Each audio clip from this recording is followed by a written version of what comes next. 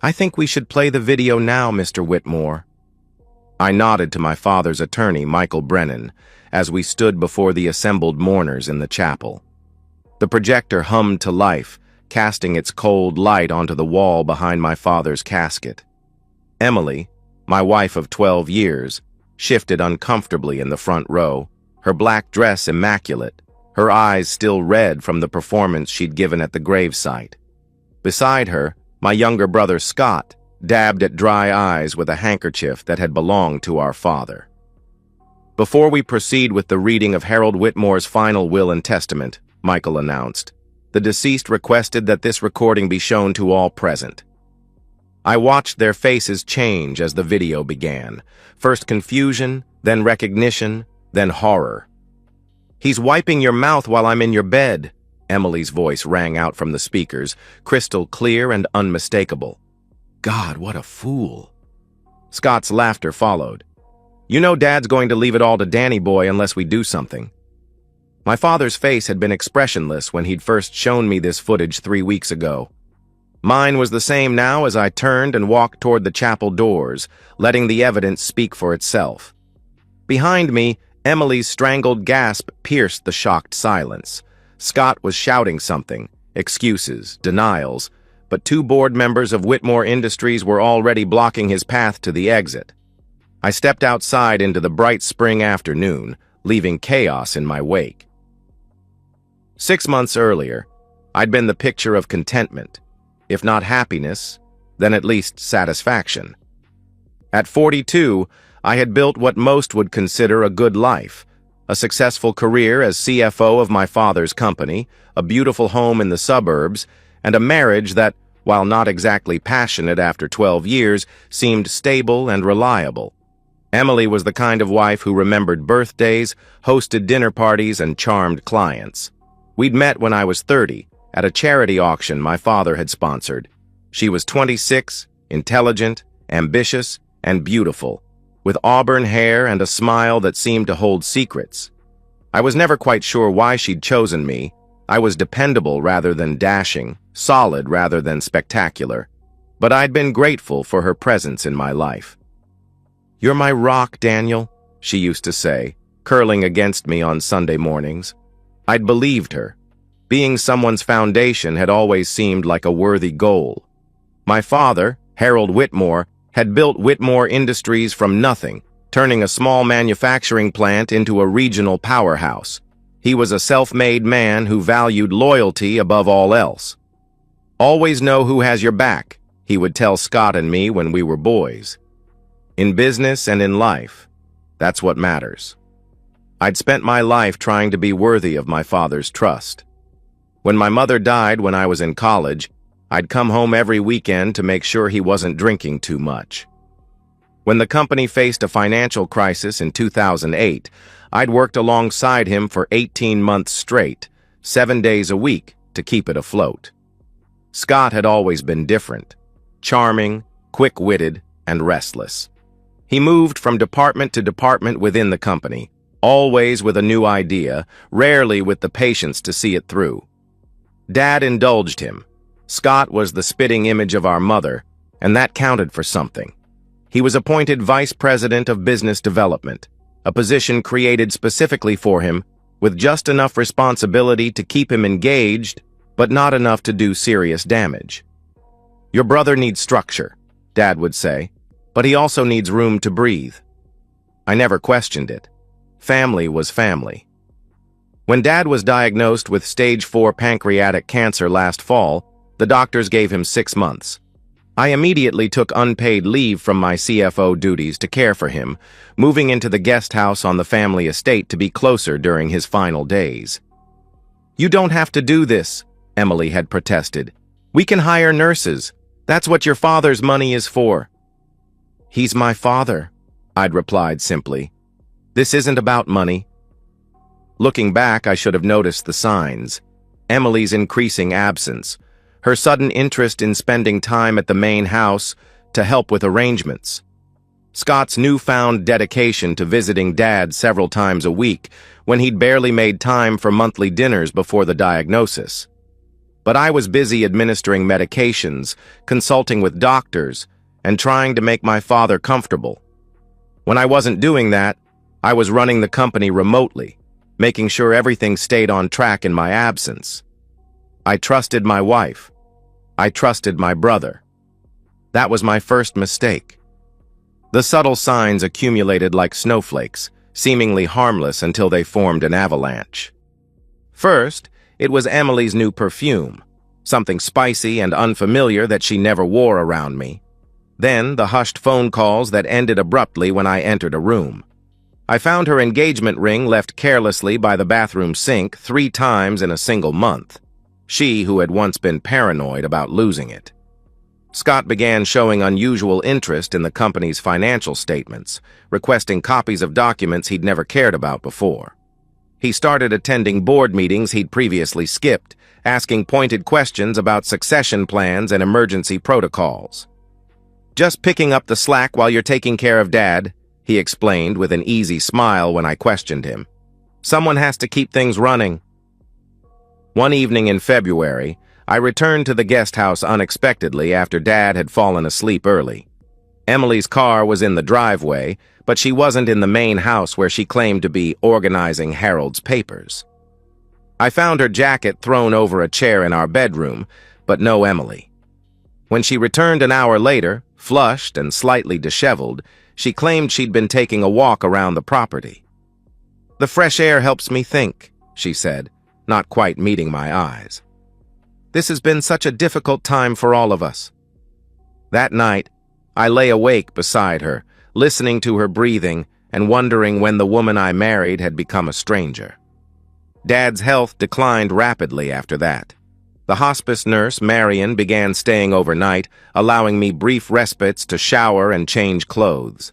It was Marion who first voiced what I had been too exhausted to see. "Mr. Whitmore," she said one morning as we drank coffee in the kitchen, "I don't mean to overstep, but I've been in this field for 20 years, and I recognize patterns." She hesitated before continuing. "Your brother and your wife, they spend a lot of time together in the East Wing when they think everyone is busy." I stared at her, not wanting to understand. "Your father has noticed too," she added gently.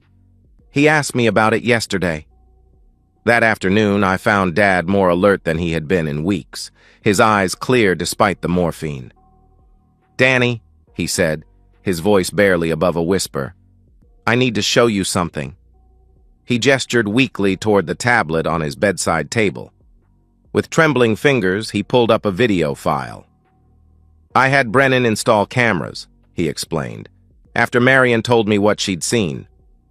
I watched in silence as the footage showed Scott and Emily in the guest house where I'd been staying, in our bed. The timestamp showed it was from 3 days ago, during the 2 hours I'd spent at the office catching up on urgent paperwork. "He's wiping your mouth while I'm in your bed," Emily laughed, her naked body pressed against my brother's.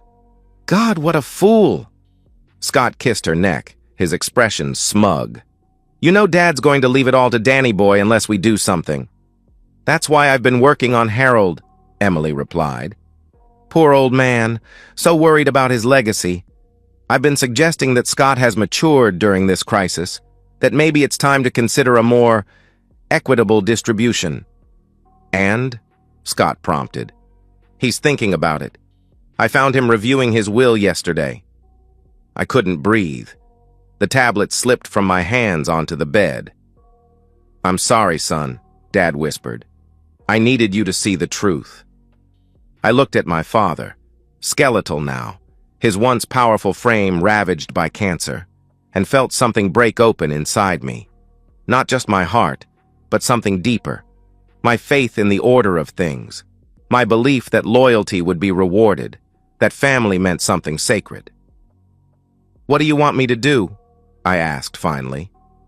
Dad's eyes hardened, a glimpse of the formidable businessman he had once been. "Nothing. Not yet. Let me handle this one last thing for you." "Dad?" "Trust me, Daniel," he interrupted. "I've called Brennan. He'll be here this evening." That night, my father signed a new will with steady hands, a final act of love and justice from a dying man. For the next 3 weeks, I maintained a perfect facade. I continued caring for my father during the day and sleeping in the guest house at night, though I made sure Emily and I were never there at the same time. I cited Dad's increasing need for care as the reason I was spending nights on the couch in his room. Emily seemed almost relieved by this arrangement, offering token protests that didn't reach her eyes. Scott increased his visits, always finding reasons to pull Emily aside for discussions about funeral arrangements that left her with flushed cheeks and mussed hair. I watched them like an anthropologist observing a foreign culture, detached and analytical. In those 3 weeks, I learned that my entire marriage had been a calculation on Emily's part. She'd married the responsible brother, the one poised to inherit, while keeping the door open with the charming one. She'd played a long game, and I'd been too busy being dependable to notice. The night Dad died, I was holding his hand. His breathing had grown labored around midnight, and by 3 a.m., Marion had called me from the main house where I'd gone to shower. I made it back in time for his final moments. "Remember what matters," he whispered, his last words before slipping away. I sat with him until dawn, my grief a physical weight pressing against my chest. When I finally called Scott, his voice on the phone was thick with sleep, and not alone. I could hear Emily shushing someone in the background before the call disconnected. They arrived at the main house separately, 40 minutes apart, both dressed in appropriate morning attire. Emily tried to embrace me, but I stepped back, keeping my face neutral. "I'm sorry," she said, tears welling in her eyes. "I know how close you two were." The performance was flawless. If I hadn't known better, I might have believed she cared. That was the moment I knew what I had to do, not just for myself, or even for my father, but for justice itself. As Emily reached for my hand, her wedding ring catching the morning light, I made my decision. There would be no confrontation, no messy scene, no desperate attempts to salvage what was already dead. Instead, there would be consequences. Cold, calculated, and complete. "I need some time alone," I told her, my voice steady. "Can you handle the immediate arrangements with the funeral home? Brennan will be here this afternoon to discuss next steps." "Of course," she replied, squeezing my arm. "Whatever you need." What I needed was to destroy everything she had worked for, everything she and Scott had plotted to steal. I would do it methodically, precisely, and without mercy. That afternoon, I met with Michael Brennan in his office downtown, away from curious eyes and listening ears. "Your father was very specific about how this should be handled," he explained, sliding a folder across the desk. "The new will has been properly executed and witnessed. It's ironclad." I skimmed the document, nodding slowly. Dad had been thorough. The family estate, Whitmore Industries, stocks, investments, trust funds, everything was to go solely to me. Scott and Emily were specifically disinherited, with language citing actions unbecoming and harmful to the family legacy. "And the video?" I asked. "As requested, it's been preserved as evidence and prepared for projection. Your father was—" Brennan paused, choosing his words carefully, adamant that the truth be revealed publicly. I considered this. Dad had always believed in handling things directly. No whispered scandals, no rumors, just clean, surgical exposure of lies. "There's more," Brennan continued, pulling out another document. "Your father took the liberty of contacting Patrick Sullivan at the board." Sullivan was Whitmore Industries' longest-serving board member and my father's closest friend. The company bylaws allow for immediate removal of officers found to be acting against company interests. Patrick has the votes lined up to remove Scott the moment the video is shown. I raised an eyebrow. Even dying, my father had been 3 steps ahead. "And what about Emily?" I asked, my voice clinical. Brennan slid another folder toward me. "Divorce papers, already drafted. Given the evidence, she won't be entitled to any of the marital assets under the infidelity clause in your prenuptial agreement. Additionally, your father suggested that a restraining order might be appropriate given the calculated nature of the betrayal. I nodded, turning the pages. Everything was in order. Clean, precise, like surgical incisions. "There's one more thing," Brennan said, reaching into his briefcase one last time. He withdrew a letter, sealed with my father's personal wax stamp. "Harold asked me to give you this privately. His instructions were that you should read it before making your final decision about how to proceed." Back in my car, I broke the seal and unfolded my father's letter, recognizing his firm handwriting despite the slight tremor visible in some of the lines. "Daniel, by the time you read this, I will be gone. I want you to know that the pride I feel in the man you've become has been the greatest joy of my life. What Emily and Scott have done is unforgivable. The betrayal cuts deeper because it comes from those who should have honored the bonds of family and marriage. You have every right to your anger. But revenge, son, is a poison that can corrupt even the purest heart. I've laid out a path for justice, not vengeance. The difference may seem semantic, but it's crucial. Justice restores balance. Vengeance destroys the scales entirely. Whatever you decide to do with the evidence and the will, remember that your actions will define the man you become in the aftermath. Choose to be someone your children and grandchildren will be proud of, even if you haven't met them yet. You've always been the quiet strength of this family. Now, you must be the quiet strength of your own life. With eternal love and faith in you, Dad." I folded the letter carefully and placed it in my inner pocket, close to my heart. My father was right, but not in the way he intended. There would be no screaming, no public confrontation, no messy emotional scene, just the cold, hard truth, revealed at precisely the right moment. My phone buzzed with a text from Emily. "Funeral arrangements complete. Service Friday at 2. Reception after at the house? Call me when you can. Love you." The audacity was almost admirable. I texted back a simple "thank you" and began to finalize my preparations. The day of the funeral dawned bright and clear, the kind of perfect spring day that seemed to mock the solemnity of the occasion. I dressed carefully in the suit my father had given me for my 40th birthday, making sure everything was impeccable. Emily had spent the night at her sister's, according to the note she'd left, promising to meet me at the church. I knew Scott had been with her. His car had been parked 3 blocks from her sister's house, visible from the coffee shop where I'd sat watching the previous evening. The church filled quickly. My father had been respected in the community, and the pews overflowed with business associates, friends, and extended family. In the front row sat the Whitmore Industries Board of Directors, solemn in their dark suits. Emily arrived early, taking her place beside me with appropriate gravity, her hand seeking mine. I allowed the contact briefly before standing to greet arriving mourners. Scott arrived last, sliding into the seat on Emily's other side just as the service began. He leaned over briefly to embrace me, a show of brotherly solidarity in grief. I returned the gesture mechanically, feeling nothing but the ticking clock in my mind. The service proceeded according to tradition. People spoke of my father's business acumen, his generosity, his larger-than-life presence. I delivered a brief, dignified eulogy that focused on his values: honesty, loyalty, and justice. As I spoke, I watched Emily and Scott exchange discreet glances, no doubt calculating their imminent windfall.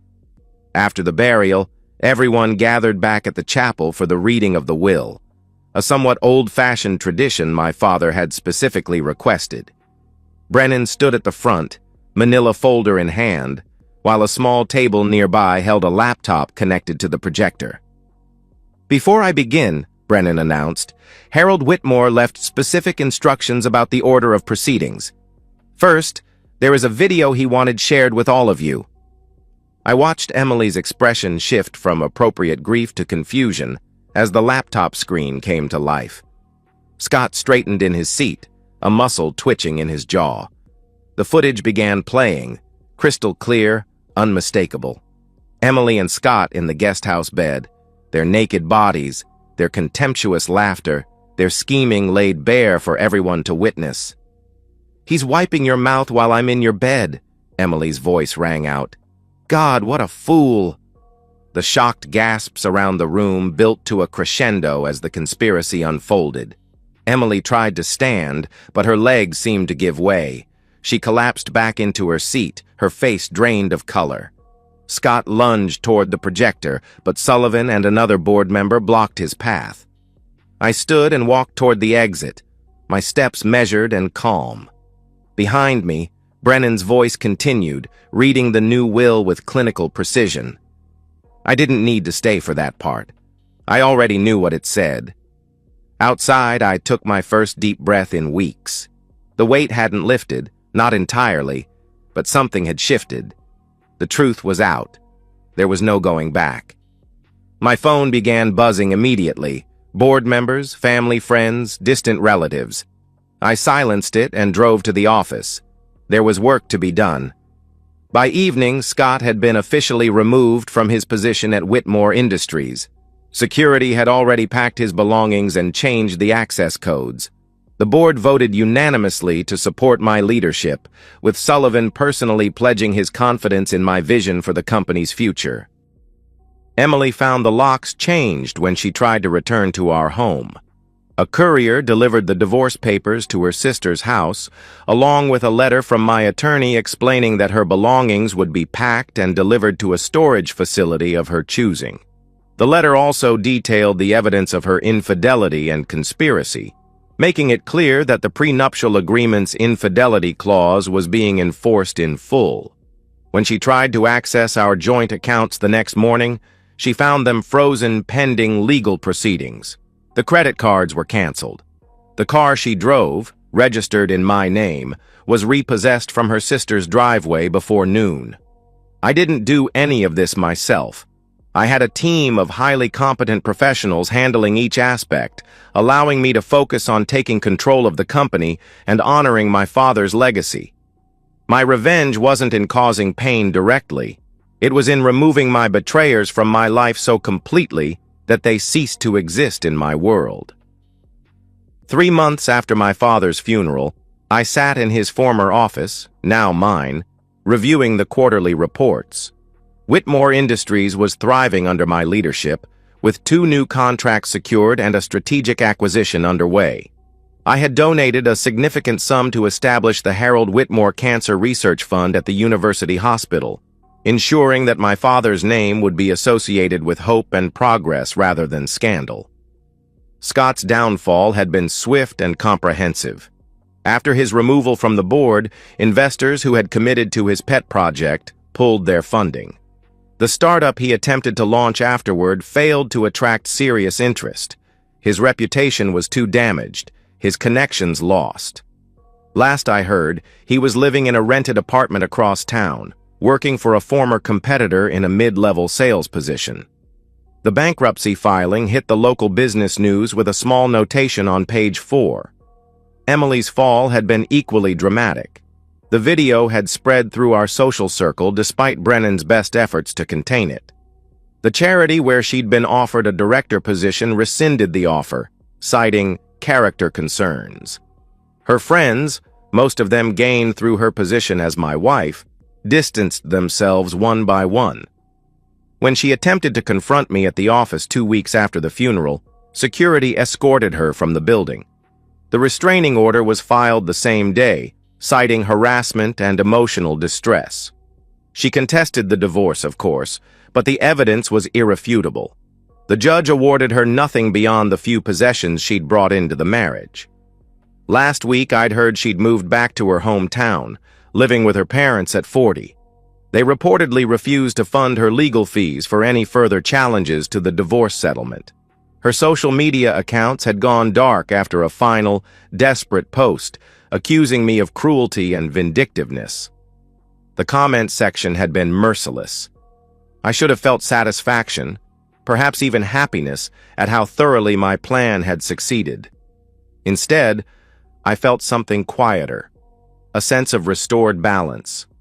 Justice, not vengeance, just as my father had written. That evening, I left the office early and drove to the cemetery. The headstone had been installed the previous week, elegant black granite with a simple inscription, Harold Whitmore, beloved father, honorable man. I placed a hand on the cold stone. "It's done," I said quietly. "Everything is as it should be." In my pocket, I carried my father's letter, worn now from repeated readings. I had become the man he believed I could be, not through rage or overt destruction, but through the calm, implacable force of truth and consequence. As I walked back to my car, my phone rang. It was Sullivan. "Daniel," he said when I answered, "I know this is forward, but my niece is in town next weekend. Brilliant woman, neurosurgeon, just finished her fellowship at Johns Hopkins. Would you consider having dinner with us on Saturday? No pressure, just thought you might enjoy the conversation." I hesitated, surprised at the invitation. It had been months since I'd thought about anything beyond work and settling my father's affairs. "That would be nice," I heard myself say. "Thank you." As I drove home to the quiet house I'd once shared with Emily, I realized something had changed. The betrayal would always be part of my story, but it no longer defined me. I had survived it. I had overcome it. And now, perhaps, it was time to begin again. My father had been right all along. Knowing who has your back is what matters in business and in life. Sometimes that person has to be yourself. And so, we've reached the end of today's story. Was it what you expected, or did it take a twist you didn't see coming? I'm curious to hear your thoughts. Share them in the comments below, and let's get a conversation going. If this story kept you hooked, make sure to hit that like button. And if you're new here or just haven't subscribed yet, now's the perfect time to join our community. I bring you fresh, captivating stories every day, so click that subscribe button and turn on notifications so you never miss out. Thanks for watching, and I'll see you in the next one.